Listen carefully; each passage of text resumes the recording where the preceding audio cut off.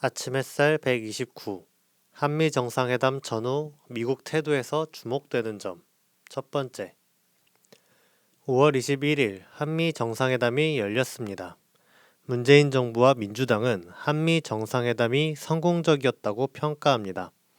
미국이 문재인 대통령을 잘 대접했고 한국 군인에게 백신을 제공하기로 한 점, 한국이 개발할 수 있는 미사일의 사거리와 탄두 중량을 제한했던 미사일 지침을 종료하기로 한 점 등이 성과적이었다는 것입니다.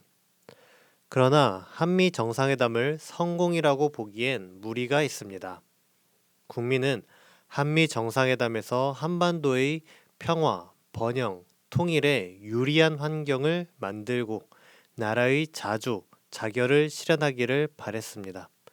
그러기 위해서는 한국과 미국이 대북 적대 정책을 버려야 합니다.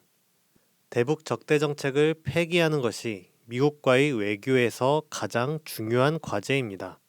만약 한국과 미국이 북한과의 대결을 멈추고 평화를 실현하기로 결정했다면 한미 공동성명에는 북한과의 관계를 개선하고 종전선언 및 평화협정 체결을 추진하며 북한과 경제협력, 사회문화적 교류를 해나가겠다는 내용이 담겼어야 합니다. 그러나 한미 공동성명에는 북한 인권 개선, 연합 방위태세 향상, 유엔 안보리 결의 이행과 같은 내용이 담겼습니다. 이는 한미 당국이 계속 북한을 적대하는 정책을 쓰기로 했다는 것을 의미합니다. 앞으로도 남북관계, 북미관계는 악화할 가능성이 높습니다. 한편 우리는 한미 정상회담에서 중요한 시사점을 찾을 수 있었습니다. 그 시사점이란 바로 미제국주의가 붕괴, 몰락하고 있다는 것입니다. 이에 대해서 자세히 살펴봅시다. 1. 북한에 대한 저자세가 눈에 띈다. 이번 한미 정상회담에선 미국이 북한의 저자세를 보인 게 눈에 띄었습니다. 괄호 1. 북한 비핵화를 한반도 비핵화로. 먼저 한미 공동성명에는 미국의 대표적인 대북 적대 정책인 CVID, 완전하고 검증 가능하며 불가역적인 비핵화라는 표현이 나오지 않았습니다. 한미 정상회담을 앞두고 미국에서는 바이든 정부의 CVID 정책을 펴라고 요구하는 목소리가 나왔습니다. 5월 13일엔 미국 상원 의원들이, 5월 19일엔 하원 의원들이 각각 한미동맹 기념 결의안을 발표했는데 이 결의안은 북한의 CVID를 위해 노력한다는 내용이 들어 있었습니다. 하지만 한미 공동성명엔 CVID 대신 완전한 비핵화가 들어갔습니다. 또 한미 공동성명엔 북한 비핵화라는 표현 대신 한반도 비핵화라는 단어가 쓰였습니다.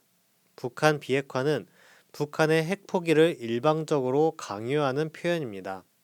한반도 비핵화는 북한 비핵화보다 더 많은 의미를 포괄합니다. 한반도 비핵화는 미국이 북한을 핵 위협하는 것을 중지해야 한다는 의미도 포함됩니다. 그래서 한반도 비핵화라는 표현을 쓴 건 북한을 자극하지 않기 위해 북한도 받아들일 수 있는 표현을 골라서 쓴 것이라고 할 수 있습니다. 정의용 외교부 장관은 한반도 비핵화는 북한 비핵화와 같은 의미인데 단지 용어를 통일했을 뿐이라고 설명합니다. 5월 26일 미국 바이든 신행정부 출범 이후 초기에 북한의 비핵화와 한반도의 비핵화를 혼용하는 경향이 있었지만 이번 한미 정상회담을 계기로 그러한 양측의 불필요한 오해를 살 만한 용어를 통일했다는 의미가 있다라는 것입니다. 정의용 장관의 설명은 궤변입니다. 한국과 미국이 모두 한반도 비핵화를 북한 비핵화라는 의미로 사용한다면 그냥 북한 비핵화라는 표현을 쓰면 됩니다. 뜻이 명확한 북한 비핵화라는 말을 버리고 왜 보다 의미가 포괄적인 한반도 비핵화라는 말을 씁니까? 포괄적인 표현은 생각 차이가 있는 사이에서 씁니다. 예컨대 북한과 미국은 2018년 싱가포르 정상회담에서 한반도 비핵화에 합의했지만 한반도 비핵화에 대한 입장이 서로 같지는 않았습니다. 그래서 도널드 트럼프 전 미국 대통령은 2019년 2차 북미 정상회담에서 한반도 비핵화를 구체화하려고 시도했습니다. 보도에 따르면 미국은 북한의 핵무기와 핵물질을 미국에 넘기고 핵 프로그램 신고 및 사찰, 모든 핵 인프라 제거, 핵 과학자 및 기술자의 상업적 활동 제한 등을 요구했다고 합니다. 이게 미국이 말하는 한반도 비핵화의 의미입니다. 북한이 말하는 한반도 비핵화에는 미국의 핵 위협을 없애야 한다는 의미가 들어 있습니다. 북한은 2018년 12월 조선중앙통신 논평에서 조선반도 비핵화란 조선에 대한 미국의 핵 위협을 완전히 제거하는 것이라고 주장했습니다. 만약 북한은 미국의 핵 위협 제거라는 표현을 고집하고 미국은 북한 비핵화라는 표현을 고집했다면 북한과 미국은 정상회담에서 어떤 합의도 하지 못했을 것입니다. 북한과 미국은 서로가 함께 동의할 수 있는 한반도 비핵화라는 단어를 선택함으로써 합의에 이를 수 있었습니다. 앞으로 북한과 미국 앞엔 이 한반도 비핵화가 무엇을 의미하며 북미가 앞으로 무엇을 할지 이견을 좁혀야 할 과제가 놓여 있습니다. 그런데 한미 관계는 북미 관계와 다릅니다. 북한과 미국은 한반도 비핵화에 대한 생각이 서로 다르지만 한국과 미국은 생각이 같습니다. 한국도 미국처럼 한반도 비핵화를 북한 비핵화의 의미로 사용합니다. 문재인 대통령은 3월 18일 블링컨 국무장관과 로이드 오스틴 미 국방장관을 만난 자리에서 북한의 완전한 비핵화를 포함한 한반도 평화 프로세스 실현에 최선을 다하고자 한다라며 북한 비핵화라고 표현했습니다. 그러면 한국과 미국이 모두 북한 비핵화에 합의하는데 왜 공동성명에선 한반도 비핵화라고 썼을까요? 불필요한 오해를 없애기 위해서였을까요? 오히려 한반도 비핵화라는 말이 포괄적이기 때문에 더 오해를 불러일으키지 않습니까? 한미 당국자들의 국어, 영어, 작문 실력에 문제가 있는 건지, 혹시 실수나 잘못이 있었다면 지금이라도 수정해야 하는 게 아닐까요? 물론 한미 당국이 작문 실력이 부족한 것도 실수한 것도 아닐 것입니다. 정의용 장관의 설명도 엉터리입니다. 한미 당국이 한반도 비핵화라는 표현을 쓴 이유는 단순히 용어를 통일하기 위해서가 아니라 북한 눈치를 봤기 때문입니다. 북한 비핵화라고 쓰고 싶었지만 북한의 반발이 두려워 차마 그 말을 하지 못하고 순화해서 이야기한 것입니다. 괄호 2. 만남 간청. 미국이 북한의 저자세를 보이는 건 북한이 대놓고 무시하는데도 계속 만나달라고 간청하는 데서도 드러납니다. 미국은 올해 초 북한에 대화를 제의한 바 있습니다. 그런데 북한은 3월 17일 미국의 시간벌이 노름에 응부해줄 필요가 없다고 생각한다 라며 거부했습니다. 심지어 앞으로도 계속 이러한 미국의 접촉 시도를 무시할 것이라고 선언했습니다. 그런데도 미국은 재차 대화를 시도하고 있습니다. 워싱턴 포스트는 5월 5일 바이든 정부가 대북 정책을 설명하겠다며 접촉을 시도했지만 북한이 응답하지 않았다고 보도했습니다. 미국의 끈질긴 구애는 한미 공동성명에서도 볼 수 있습니다. 미국은 한미 공동성명에서 북한과의 외교에 열려 있다거나 북미 간 약속에 기초한 외교와 대화가 필수적이라고 말했습니다. 미국이 한미 정상회담 자리를 빌려서 또다시 북한에 대화를 제안한 것입니다. 괄호 3. 북한을 자극하지 말라. 또한 미국은 북한을 자극하지 않기 위해서 노력합니다. 미국의 NBC 방송에 따르면 2월 초 백악관 국가안보회의 고위 참모회의에서는 북한을 자극하지 말자는 결정을 내렸고 이 결정을 각 정부 부처에 전달했습니다. 한 당국자는 풍파를 일으키지 않으려 노력하고 있다 라고 설명했습니다. 그 후 미 법무부가 북한을 범죄 조직으로 지칭하는 사건이 있었습니다. 북한의 해커 3명이 사이버 공격과 금융 범죄를 일으켰다면서 북한 정권은 국기를 가진 범죄 조직이 됐다. 국가 자원을 동원해 수억 달러를 훔친다 라고 북한을 비난한 것입니다. 그러자 백악관 고위 참모들은 단어의 선택이 마음에 들지 않는다. 북한을 도발할 수 있다라며 법무부를 질책했습니다. 애초 바이든 대통령은 자기 정권에선 법무부가 독자적으로 수사할 수 있도록 보장해주겠다고 약속한 바 있는데 그런 자신의 약속을 어겨가면서 법무부를 제지한 것입니다.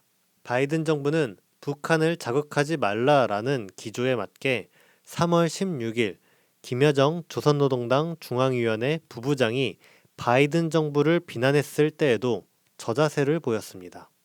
김여정 부부장이 앞으로 4년간 발편잠을 자고 싶은 것이 소원이라면 시작부터 멋없이 잠 설칠 일거리를 만들지 않는 것이 좋을 것이라며 깔보는 태도로 비난했는데도 미국은 북한에서 나온 발언에 직접 언급이나 답변할 것이 없다 라며 입장을 내지 않았습니다. 2. 미국이 문재인 대통령을 정중히 잘 대접해줬다. 문재인 대통령과 민주당이 이번 한미정상회담을 성공적이었다고 평가하는 이유 중 하나는 미국에서 잘 대접받았다는 것입니다.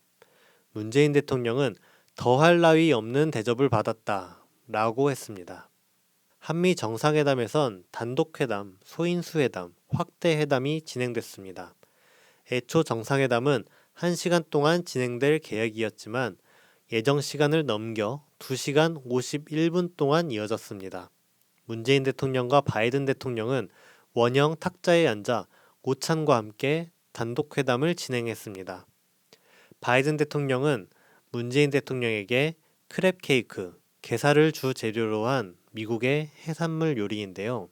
이 크랩 케이크를 대접했습니다. 문재인 대통령의 식성을 고려한 것이라고 알려졌습니다. 이 오찬은 미일 정상회담과 비교되기도 했습니다. 바이든 대통령이 스가 요시히데 일본 총리와 오찬을 할 땐 2m 정도 되는 긴 탁자에 앉아 멀찍이 떨어져서 오찬을 진행했습니다. 바이든 대통령은 문재인 대통령을 만날 땐 마스크를 벗고 만났지만 스가 총리를 만날 땐 마스크 2장을 겹쳐서 썼습니다. 바이든 대통령과 문재인 대통령이 한국전 참전용사 명예훈장 수여식에 함께 참석한 것도 화제가 됐습니다. 바이든 대통령이 제안해 함께 사진을 찍기도 했습니다. 문재인 대통령은 최고의 순간, 최고의 회담이라고 평했습니다. 이런 대접은 트럼프 때와도 다릅니다. 트럼프 전 대통령은 문재인 대통령을 별로 존중하지 않았습니다. 대표적인 예로 2019년 4월 한미 정상회담을 볼까요? 당시 트럼프 대통령은 단독회담을 할 시간에 갑자기 기자들과 질의응답 시간을 가졌습니다. 이 기자회견에서 예정된 시간을 다 써버리는 바람에 단독회담은 진행되지 못했고 곧바로 확대회담으로 넘어갔습니다. 이때 기자들이 트럼프 전 대통령에게 한 질문은 골프 대회에서 누가 우승할 것 같냐는 쓸데없는 질문이었습니다. 문재인 대통령을 모욕하기 위해서 사전에 기획된 것이 아닌지 의심스럽기까지 한 상황이었습니다. 2018년에도 트럼프 전 대통령은 단독회담 전에 가진 기자회견에서 문재인 대통령이 발언하자 통역은 필요 없다. 왜냐하면 예전에 들어봤던 내용일 것이기 때문이라고 말했습니다. 상당히 무례하게 대한 것입니다. 이렇듯 바이든 정부는 트럼프 정부 때나 미일 정상회담과 비교해도 이번에 문재인 대통령을 정중히 잘 대접한 듯합니다. 일각에서는 바이든 정부가 문재인 대통령을 잘 대접한 이유는 한국이 미국에 44조 원 규모의 투자를 하기로 결정했기 때문이라고 분석합니다. 일리가 있는 분석이긴 합니다. 이런 분석이 나오는 걸 보고 있노라면 미국이 얼마나 어려운 처지에 빠져 있는지 실감하게 됩니다. 사람들은 누가 투자하겠다고 하면 버선발로 뛰쳐나가 극진히 대접해야 할 만큼 미국이 궁색한 처지에 놓여 있다고 생각하는 것입니다. 세계 패권을 쥐고 있던 미국의 시대가 저물고 있다는 걸 이런 데서도 느낄 수 있습니다. 하지만 많은 돈을 투자했다는 게 잘 대접받은 주요 요인이라고 보기는 어렵습니다. 한국은 2017년 6월에 있었던 한미 정상회담에서도 5년 동안 총 약 40조 원을 미국에 투자하기로 한 바 있습니다. 그렇다면 바이든 정부가 문재인 대통령을 잘 대접한 건 무엇 때문일까요? 괄호 1. 바이든이 문재인 대통령에게 기대를 걸었다. 앞서서 미국이 북한의 저자세를 보인다는 걸 살펴봤습니다. 미국이 북한의 저자세를 보여야 하는 상황이 문재인 대통령을 잘 대접한 것과 연관이 있는 건 아닐까요? 미국은 북한 때문에 안절부절 못하고 대단히 초조해야 합니다. 로이드 오스틴 미 국방장관은 5월 27일 북한이 탄도미사일 역량을 계속 강화하고 있다 라며 북한은 미 본토를 타격하려고 하는 야욕이 있다 라고 말했습니다. 그러면서 중국의 증가하는 군사력에 대응하면서도 북한에 집중해야 한다 라고 주장했습니다. 프랭크 켄달 미 공군 장관 지명자는 5월 25일 북한은 위성통신과 위치 추적, 항법 등을 목표로 한 전파 방해를 통해 미국의 우주 역량에 일정 수준의 위협을 가할 역량이 있다 라고 말했습니다.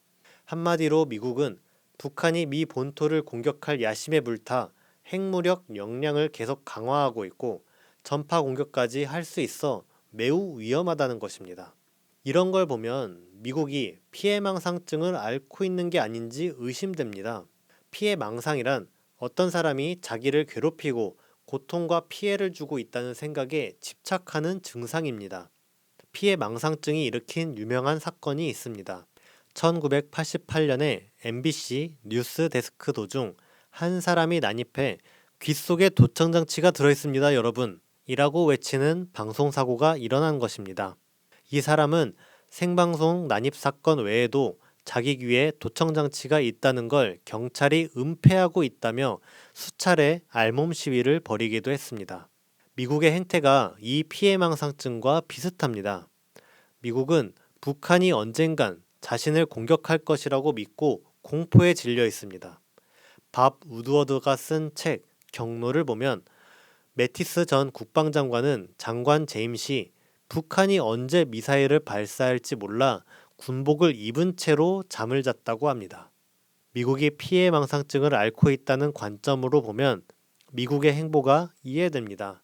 미국이 왜 허구한 날 북한이 공격할 거라며 난리를 피우는지, 왜 수모를 당하면서도 저자세를 보이며 끊임없이 북한의 대화를 간청하는지 짐작할 수 있습니다. 그만큼 북한 문제를 심각하고 절박하게 여기기 때문입니다. 사실 미국을 미사일로 공격할 수 있는 능력을 가진 나라는 북한만이 아닙니다. 인도, 이스라엘, 영국, 프랑스 등등 많습니다. 미국은 이런 나라에선 위협을 전혀 느끼지 않습니다. 적대적인 사이가 아니기 때문이죠. 중국과 러시아도 미 본토를 공격할 능력을 가지고 있습니다. 중국은 사거리 15,000km로 알려진 대륙간 탄도미사일 ICBM이죠. ICBM 둥펑 41이나 사거리가 11,000km인 잠수함 발사 탄도미사일 SLBM이라고 하죠. SLBM G랑-2A를 가지고 있습니다. 상하이에서 캘리포니아까지의 거리가 9,300km가 채 안 되니 중국은 미 본토를 자유자재로 공격할 능력을 갖췄습니다. 러시아도 마찬가지입니다.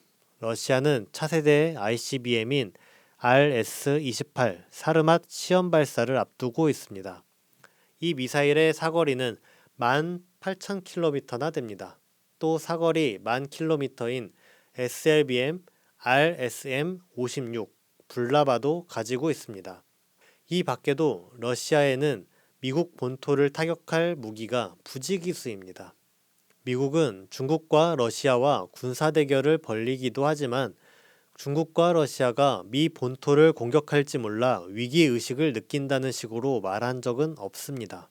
미국과 중국, 미국과 러시아의 군사 갈등은 대만, 남중국해, 우크라이나 같은 지역적인 갈등으로 그칩니다.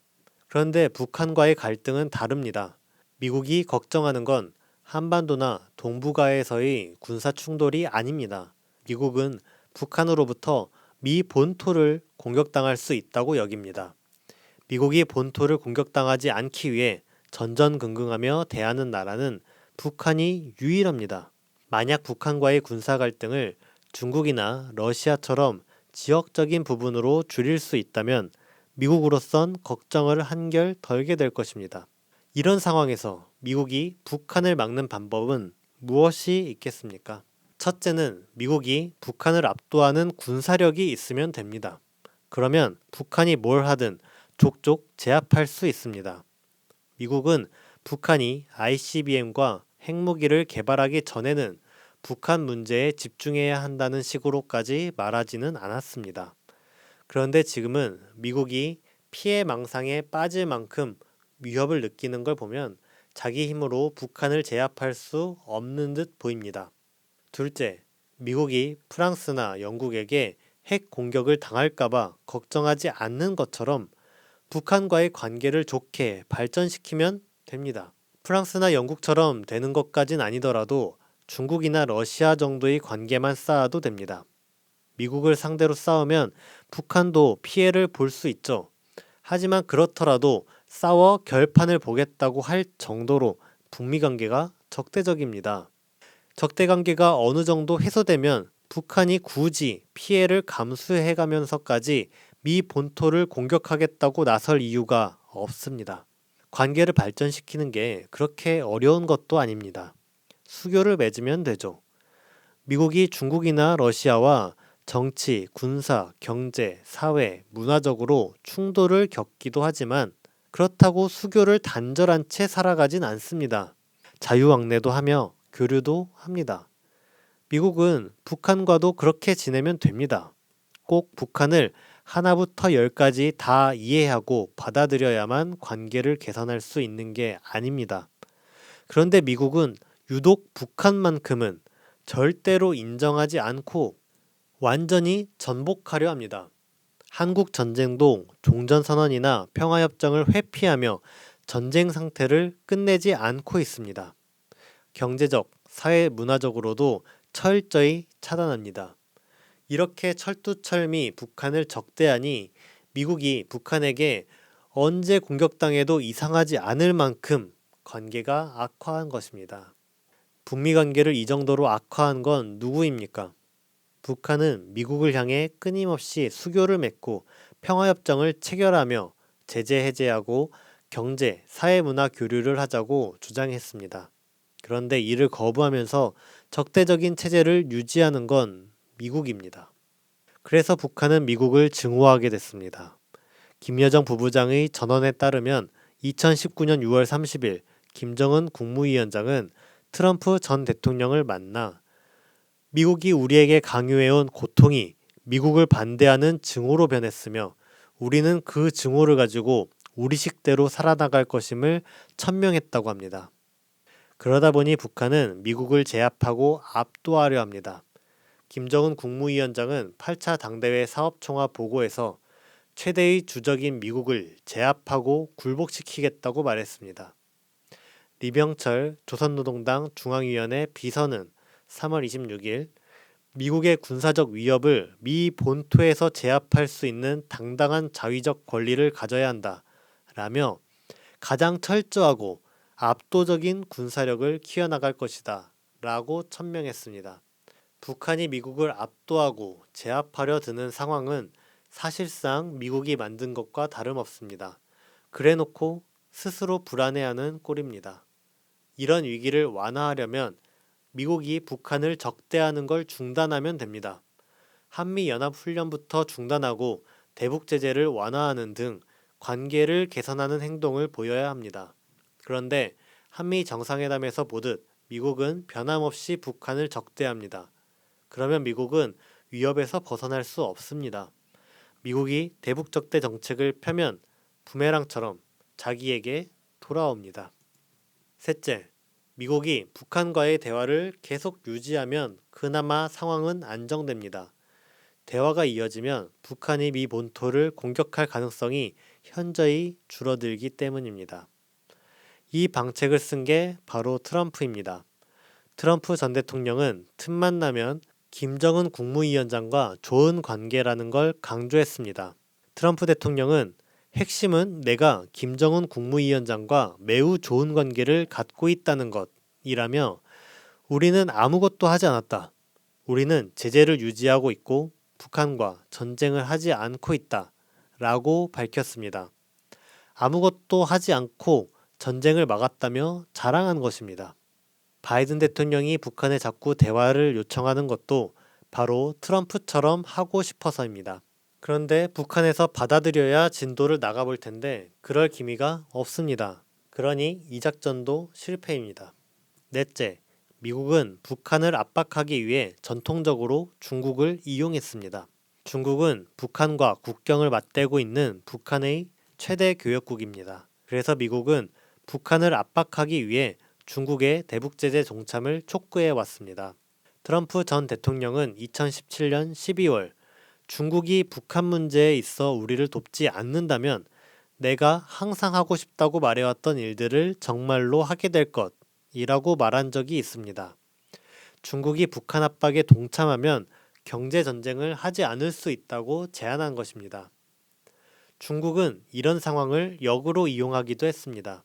제이슨 바틀렛 신미국 안보센터 연구원은 중국은 처음부터 항상 북한에 대한 자국의 정치적, 경제적 영향력을 미국과의 협상 카드로 사용했다라며 그 사례로 2019년 시진핑 중국 국가주석의 방북을 꼽았습니다. 당시 미국은 중국 화해이를 공격하고 있었고 중국에선 홍콩 사태가 점점 고조되고 있었습니다. 이때 시진핑 주석이 북한을 방문했습니다. 미 국무부는 북한이 최종적이고 완전하게 검증된 비핵화에 진지하게 임할 수 있도록 중국이 그 고유한 지렛대를 사용하길 기대한다 라며 중국에 손을 내밀게 되었습니다. 이로써 중국은 미중 대결에서 주도권을 쥘 기회를 얻게 되었습니다. 바이든 정부도 북한을 압박하는 데서 중국의 도움을 받길 바랄 것입니다. 그러나 미국은 지금 중국에 무언가를 부탁할 상황이 아닙니다. 미국은 한미 공동성명에서도 남중국해에서의 항행의 자유를 언급하고 대만 해협에서의 평화와 안정 유지를 언급했습니다. 항행의 자유는 미국이 남중국해에서 벌이는 반중 군사작전입니다. 미국은 1979년 중국과 수교를 맺으면서 대만과의 외교를 단절한 바 있습니다. 그런데 최근 미국은 대만에 미국 대사를 파견하거나 대만에 무기를 판매하고 있습니다. 미국이 반중국 행보를 강화하고 있는 것입니다. 이런 상황에서 미국이 중국의 북한 압박을 도와달라며 아쉬운 소리를 할 수는 없습니다. 미국이 중국에 도움을 요청하는 순간 미국의 중국 압박은 물거품이 되고 말 것입니다. 그러니 미국이 중국의 도움을 받는 것도 사실상 불가능합니다. 다섯째, 미국이 일본과 국힘당을 활용할 수는 없을까요? 미국 입장에선 자신을 대신해 친미 세력인 일본과 국힘당을 앞장에 내세우는 방법도 있을 수 있습니다. 그런데 여기엔 문제가 있습니다. 미국이 일본과 국힘당의 행보를 감당하지 못하는 것입니다. 지난 4월 미국과 일본은 정상회담을 가졌습니다. 스가 총리는 정상회담 공동 기자회견에서 우리는 북한의 대량 살상 무기와 모든 종류의 탄도미사일에 대해 CVID를 이루자는 데 합의했다 라고 말했습니다. 그런데 정작 나중에 발표된 미일 공동성명에는 CVID란 표현이 빠졌습니다. 스가 총리가 호언 장담하기까지 했는데 어찌 된 일일까요? 정황을 보면 일본은 미국에 CVID를 하자고 요구했고 미국은 그런 일본의 말을 적당히 맞장구 쳐줬던 것으로 보입니다. 그러나 미국은 정말로 일본의 CVID 요구를 들어줄 순 없었습니다. 미국 입장으로선 CVID 같은 대북 강경책을 펴달라는 일본의 요구를 들어주려면 북한과의 강대강 충돌까지도 감수해야 합니다. 그런데 미국은 북한과의 강대강 충돌을 감당할 자신이 없었습니다.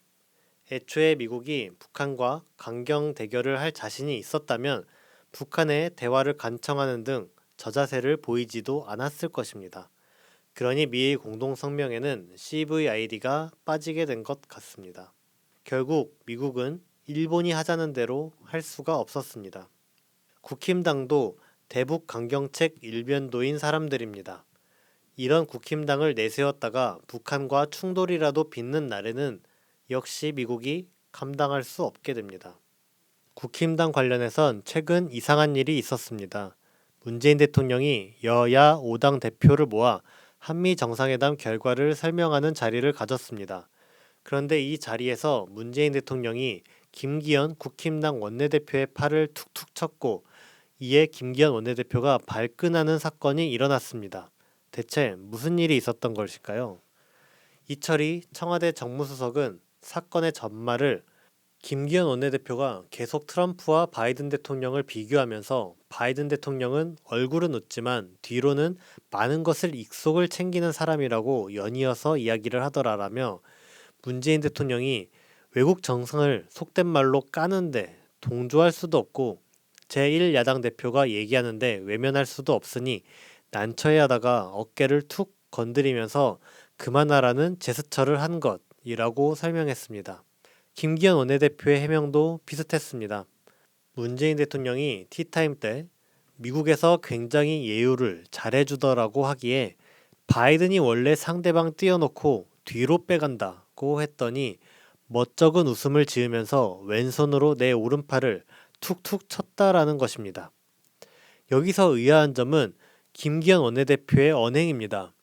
김기현 원내대표가 바이든 대통령을 앞뒤가 다른 사람이라는 식으로 비하한 게 사실인 것 같습니다. 친미 사대주의가 골수에 박힌 적폐 세력인 국힘당이 공개적인 자리에서 미국을 비난한다는 건 쉽게 납득이 가지 않는 이상한 일입니다. 김기현 원내대표가 대체 왜 그랬을까요?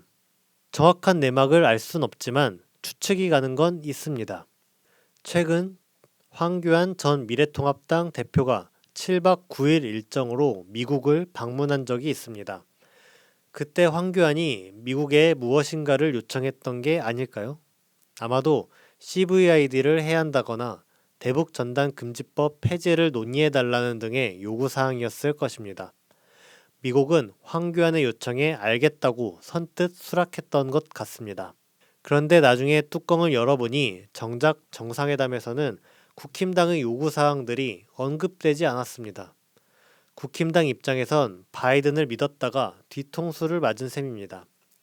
그래서 국힘당은 바이든 대통령에게 화가 나 있었고 이런 상황에서 김기현 원내대표가 바이든이 원래 상대방을 띄워놓고 뒤로 빼간다 라는 말을 한 게 아닐까요? 이런 걸 보면 미국은 국힘당이 하자는 대로 CVID 같은 걸 할 수 없는 상황입니다. 미국이야말로 CVID를 다시는 제기할 수 없는, 돌이킬 수 없는 불가역적인 상황으로 내몰린 것 같습니다. 그럼 바이든에게 남은 마지막 방법이 무엇인가요? 그게 여섯째 방안, 바로 문재인 대통령을 내세우는 것입니다. 북한은 미국을 만나주지 않습니다. 그런 상황에서 미국은 문재인 대통령을 내세워 대화를 재개해 보려 합니다. 문재인 대통령에게 북한을 만나 대화를 잘해서 북미 대화도 열게 하고 북한이 미사일을 쏘지 않도록 만들어 보라고 시키는 것입니다. 이게 미국이 기대할 수 있는 유일하게 남은 방법입니다.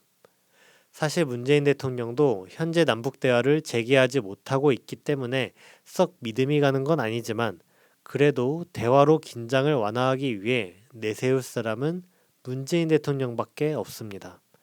중국도 이런 역할을 해줄 수 있겠지만 앞서 살펴본 것처럼 미국은 지금 중국에 손을 벌릴 만한 형편이 아닙니다. 그래서 바이든 정부가 한미 정상회담에서 문재인 대통령을 잘 대접해 준 것으로 보입니다. 미국의 북한 문제만큼 중요한 문제, 초미의 관심사는 없습니다. 이번 한미 정상회담의 주요 의제도 바로 북한 문제였습니다. 다음 시간에 아침 햇살 130 한미 정상회담 전후 미국 태도에서 주목되는 점 두 번째 시간으로 다시 찾아뵙도록 하겠습니다. 감사합니다.